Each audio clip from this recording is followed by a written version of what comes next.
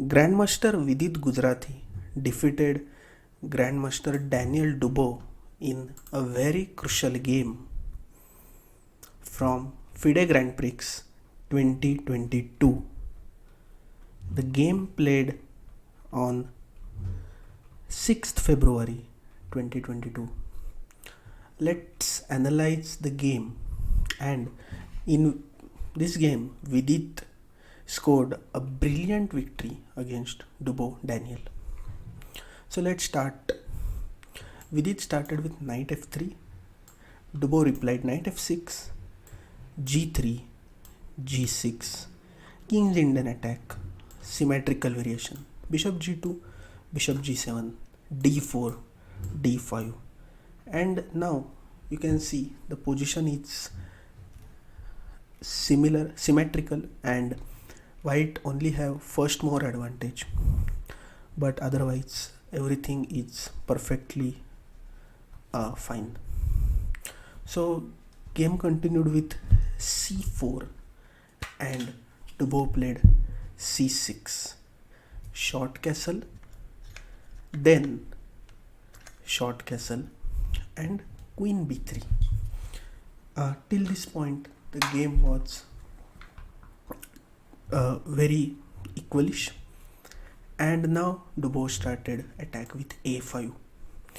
After a5, Vidit played c into d5, a4, attack on queen, and then attack on queen, and then Vidit played queen d1, c into d5, knight c3. You can see here Dubov successfully played a5 and a4, but in this case it is not that effective because this a4 pawn becomes weak. So to defend this a4 pawn, Dubov played queen a5 and Vidit played bishop d2. The clear idea is to remove this knight to e4 or after some time to d5 and grab this queen for free. But at this point Vidit cannot play knight e4 or knight d5, hence Dubov played knight c6, simple developing move. Vidit played e3, queen a6, b3, and again after 12 moves position is completely equal. So a into b3, queen into b3, knight a5, queen b4, knight c6. Here Vidit have an option to repeat the moves by playing queen b3, knight a5, but Vidit was white in the game, and white generally try to win in elite tournaments, so that's why Vidit played queen b2 here and Dubov played bishop f5. Now you can see almost both players have same amount of development in pieces and compensation. So it's a matter of technique now, and the plan which was made by Vidit was just brilliant, absolutely amazing. So we will see in next 10 moves. Rook f7, rook f8, just developing moves, and now knight e5. So knight e5 is very important move in this opening, King's Reti opening or Catalan opening. After knight e5, the clear threat is to take this knight into d5, and white will be a pawn up. So Dubov played queen a3 here, queen into a3, rook into a3, and Vidit played amazing move g4. So if Vidit took knight into d5, then Dubov can play knight into d5. If bishop into d5, then knight into e5, rook into c8, bishop into c8, d into e5, and here is a surprising move, rook d3, and this rook is very deadly piece and attacking on these two bishops. So that's why knight into d5 was not working, hence Vidit played g4. I think it's very good move to imbalance the position, because right now the position is completely equal, but after g4 it becomes very much unclear.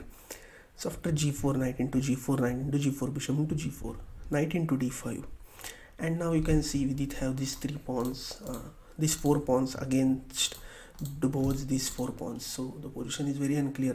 And Vidit, now Vidit's bishop is much more active compared to this bishop. Dubov started with rook c8, and now knight b4. After knight b4, Dubov played knight a5, which was also good. The main threat is knight b3 and attack on these 2 rooks. If take with pawn, then black can just capture these rooks for free.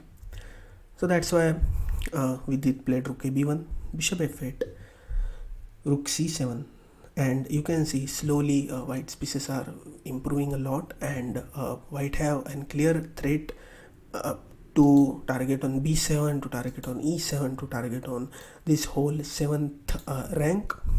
So after rook c7, bishop e6 played, then d5. So bishop e6 was not advisable because Dubov allowed d5 move for free, and that's why you can see just it was just a waste move. Bishop e6, d5, and bishop g4.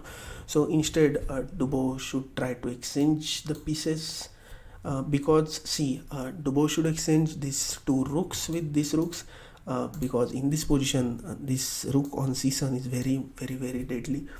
So that's why rook c8 was one of the best choices.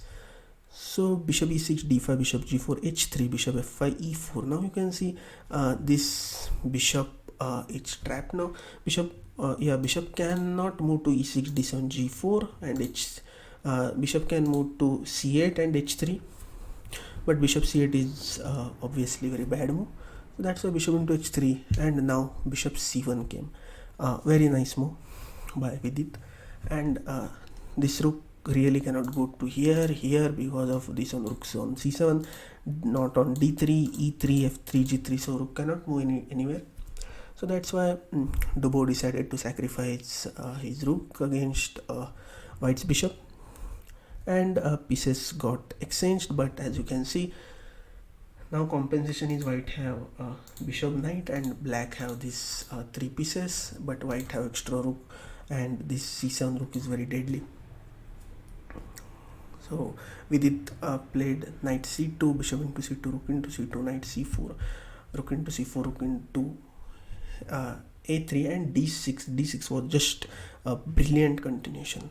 So because e into d6 is clearly a mistake, rook e8 is coming, rook e8, rook into a2, and rook c8 is coming, and then this bishop is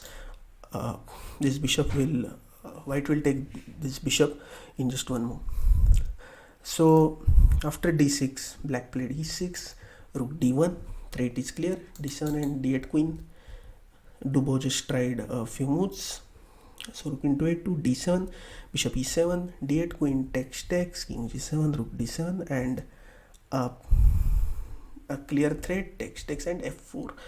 So you can see Dubov has 5 pawns, and Vidit have rook and 1 pawn only, but this position is already lost for Dubov practically, because now Vidit will take this b7 pawn, and Vidit will bring forward his king to g3 h4, or maybe king to e3 d4, and black have absolutely no plans, because if black tried to push any one of the pawn, then rook can come easily and take the pawn via this route.